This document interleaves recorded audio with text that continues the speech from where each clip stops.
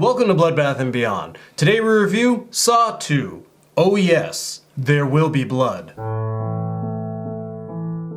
Directed by Darren Lynn Bousman, starring Tobin Bell, Donnie Wahlberg, Beverley Mitchell, Frankie G, and Shawnee Smith, Saw 2 continues where Saw left off. Basically, a bunch of people are in a house, and they need to get out of there by solving a series of very dangerous traps that most lead to death. That's just how things go in these houses. So what do we like? I loved the story. We're getting the tale of two stories, and it has one of the better twists. The two stories that are going on is obviously we have our victims who are dealing with the dangerous traps, and then we have the detective, Eric Matthews, who is dealing with Jigsaw and trying to find his son, who's one of these victims. The fact that this film just goes back and forth between the two, it just keeps you engaged and it keeps you on the edge of your seat wondering, is he gonna find him or who's gonna die next? Yeah, I really like the way that they leverage time in this movie. So in Matthew's story, there's actually a counter. Jigsaw straight up just says, sit and talk with me for an hour. And then in the house,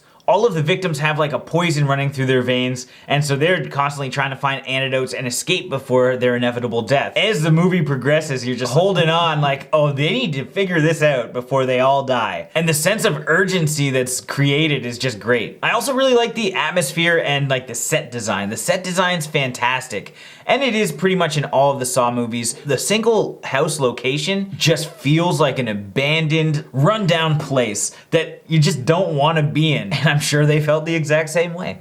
The same can be said for Jigsaw's lair or lab, whatever you want to call it.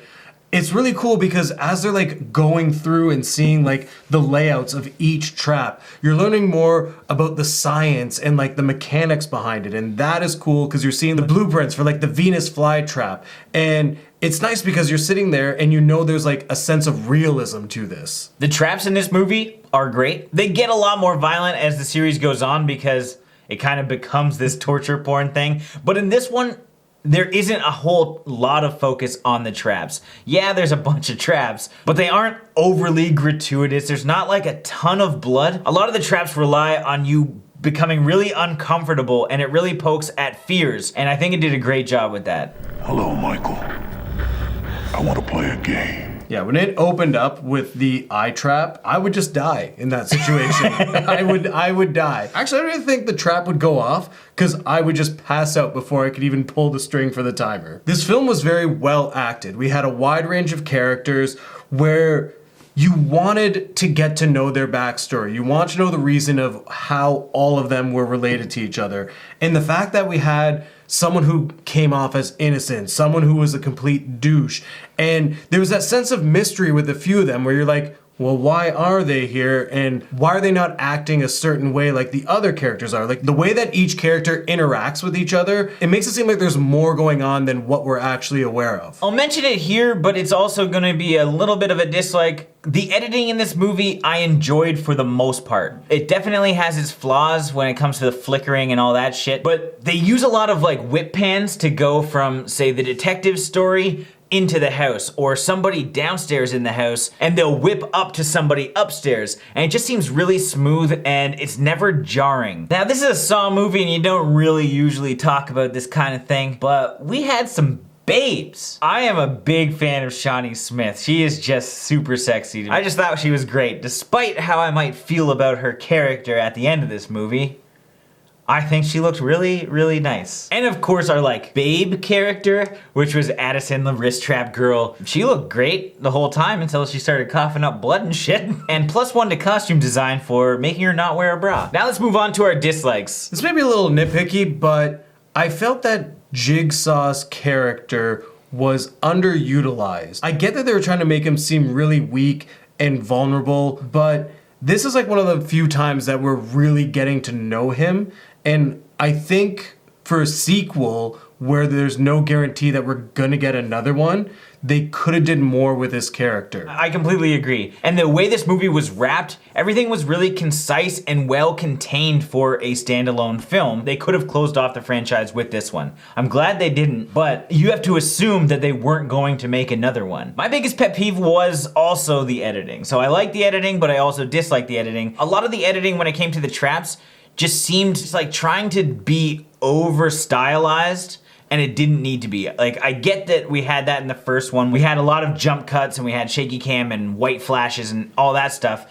But here it seemed almost double that. I mean, luckily it's not on for that long, so it's not a huge problem, but there would have been more value in some of the trap scenes if they didn't have the quick cuts. What's nice about going back to these movies is that we know what the other ones are like, and they do learn from their mistakes. Yes, there's still jump cuts in all the other movies, but it's not as vicious as they were here. Revisiting it, this is also kind of a dislike because I think there's this stigma that everyone sees Saw as this huge torture porn that's filled with like graphic traps, that little Billy riding along saying, "Do you want to play a game?"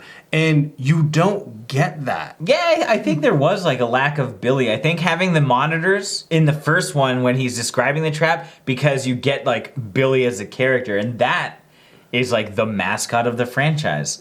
And in this one, they only show him once? Twice. Again, this is something that they learned because they realized, wait, yeah, we definitely should have had TVs instead of just the tapes. The hard part about this dislike is that had it stopped, this wouldn't have been a dislike. We know the franchise past this, and so it's really hard to not reference it. So now it's time for our final thoughts and ratings. Saw 2 is a great standalone entry in the Saw franchise. This is right before it gets super convoluted, and it's concise enough to be a good last film if they wanted it to be. It had great atmosphere, and I liked how everything concluded. I did have some issues with editing choices, and some of the characters seemed a little fake. Xavier, for example, I didn't really like the cut of his jib, and I think his jib's on the back of his neck. But all in all, this is a great film, and I love it. So I'm gonna give this 4 devilish clues out of 5. Saw 2 is probably one of my favorite stories of this franchise, and I thought it was cool that we're dealing with 2 situations in the same film. We have a variety of characters that you're gonna like and you're gonna hate. The only issues I actually have with this film aren't really serious issues because the series continues. I think it's a good stepping stone for the series. So with that being said, I'm gonna give this film 4.5 nail bats out of 5. As always, thank you for watching. Like this video and comment below with your thoughts on Saw 2, and let us know, are you excited for Saw Legacy? And if this is your first time here, make sure you subscribe to the channel to stay updated with everything Bloodbath and beyond.